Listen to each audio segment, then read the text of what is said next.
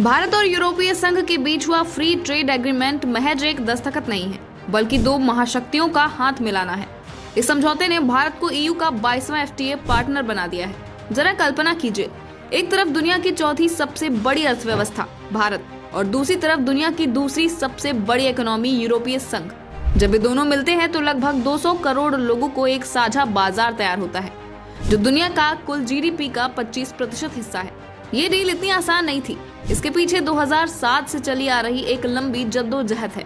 2013 में बातचीत टूटी, फिर 2022 में फिर से शुरू हुई और अंततः 2026 में जाकर अंजाम तक पहुंची। इस समझौते की गहराई को आप इस बात से समझ सकते हैं कि इसमें सिर्फ सामान का लेन देन नहीं है, बल्कि डिजिटल कॉमर्स, इन्वेस्टमेंट प्रोटेक्शन और सस्टेनेबल डेवलपमेंट जैसे आधुनिक मुद्दे भी शामिल हैं।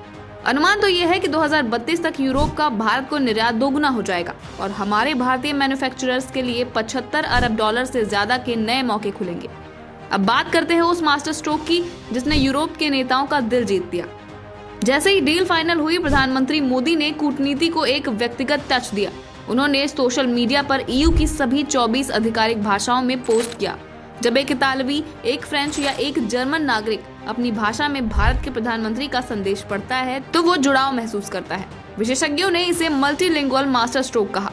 ये दिखाता है कि भारत अब सिर्फ एक बड़ा बाजार नहीं, बल्कि एक ऐसा साझेदार है जो सम्मान देना और लेना दोनों जानता है। लेकिन इस डील के पीछे की टाइमिंग भी बहुत दिलचस्प है। दुनिया भर में इस वक्त टैरिफ वॉर छिड़ा हुआ है। अमेरिका में डोनाल्ड ट्रंप की वापसी और उनकी सख्त व्यापार नीतियों ने भारत और यूरोप दोनों को एक दूसरे के करीब आने पर मजबूर कर दिया है। जहां ट्रंप की नीतियां टैरिफ का बोझ बढ़ा रही हैं, वहीं भारत और यूरोप ने आपस में हाथ मिलाना ज्यादा समझदारी समझा। भारतीय निर्यातकों के लिए ये समझौता किसी वरदान से कम नहीं है। अब भारत के 99% से ज्यादा उत्पादों को यूरोपीय बाजार में प्रेफरेंशियल एक्सेस मिलेगी। इसका मतलब है कि हमारे कपड़े, जूते और मछली पालन से जुड़े उत्पादों पर अब भारी टैक्स नहीं लगेगा। टेक्सटाइल सेक्टर, जो भारत में करोड़ों लोगों को रोजगार देता है, उसे अब यूरोप के 263 अरब डॉलर के विशाल बाजार में जीरो ड्यूटी एक्सेस मिलेगी। जो टैक्स पहले 12% तक हुआ करता था, वो अब खत्म हो जाएगा। और यही हाल लेदर, फुटवेयर और जेम्स एंड ज्वेलरी का भी होगा। ये सीधे तौर पर हमारे कारीगरों, बुनकरों और युवाओं के लिए नौकरी की गारंटी है। खेती किसानी की बात करें तो हमारे किसानों के लिए चाय, कॉफी, मसाले और ताजे फल सब्जियों को यूरोप भेजना बहुत आसान और मुनाफे वाला सौदा होगा।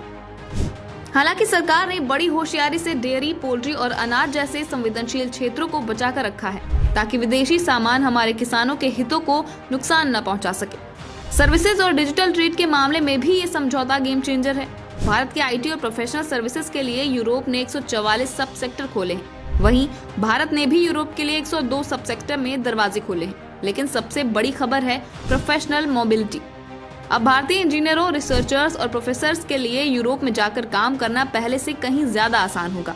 सबसे खास बात तो यह है कि अगले 5 साल में भी 27 यूरोपीय देशों के साथ सोशल सिक्योरिटी एग्रीमेंट हो जाएगा, जिसका मतलब है कि भारतीय पेशेवरों को अब वहां डबल सामाजिक सुरक्षा योगदान नहीं देना पड़ेगा। ऑटोमोबाइल सेक्टर में भी एक बड़ा बदलाव आने वाला है। भारत में यूरोप की लग्जरी कारों पर जो 110% का भारी टैक्स लगता था, उसे अब धीरे धीरे घटाकर 10% पर लाया जाएगा। इससे मर्सिडीज और BMW जैसे ब्रांड्स भारत में सस्ते होंगे। लेकिन 25 लाख से कम की गाड़ियों वाले हमारे घरेलू बाजार को सुरक्षित रखा गया है। फार्मा सेक्टर के लिए भी ये सुनहरा मौका है, क्योंकि अब भारत की दवाइयां यूरोप के 572 अरब डॉलर के मार्केट में बिना किसी बाधा के पहुंच सकेंगी।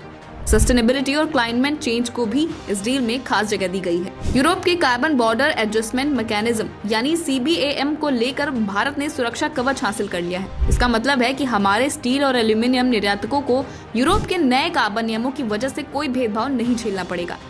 लेकिन जैसे ही भारत के लिए खुशियों की ये खबर आई है, सरहद पार खलबली मच गई है। पाकिस्तान और बांग्लादेश में इस डील ने हड़कंप मचा दिया है। पाकिस्तान का टेक्सटाइल सेक्टर, जो काफी हद तक यूरोप के टैक्स फायदों GSP प्लस पर टिका था, अब खतरे में है। वहाँ के विशेषज्ञों का मानना है कि भारत को टैक्स छूट मिलने से पाकिस्तान की कम्पिटिटिवनेस खत्म हो जाएगी और करीब 1 करोड़ नौकरियां खतरे में पड़ सकती हैं। बांग्लादेश की कहानी भी कुछ ऐसी ही है। अभी तक उसे कम विकसित देश होने का फायदा मिलता था, लेकिन अब जब भारत को जीरो टैरिफ एक्सेस मिल गया है तो बांग्लादेश का गारमेंट एक्सपोर्ट 16% तक गिर सकता है। ऐसे में ये कहना गलत नहीं होगा कि ये समझौता सिर्फ व्यापार की बात नहीं है, बल्कि विकसित भारत 2047 के सपने की एक मजबूत नींव है। ये दिखाता है कि भारत अब दुनिया के नियमों को सिर्फ मानता नहीं है, बल्कि उन्हें बनाने में भी अहम भूमिका निभाता है।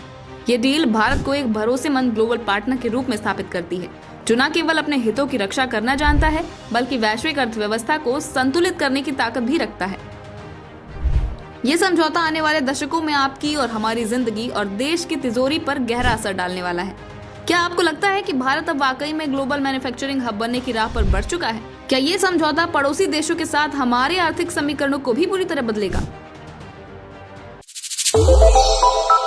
श्रेष्ठ भारत पर खबरों से जुड़े रहने के लिए चैनल को सब्सक्राइब और लाइक करें, बेल आइकन दबाएं और देखते रहें श्रेष्ठ भारत।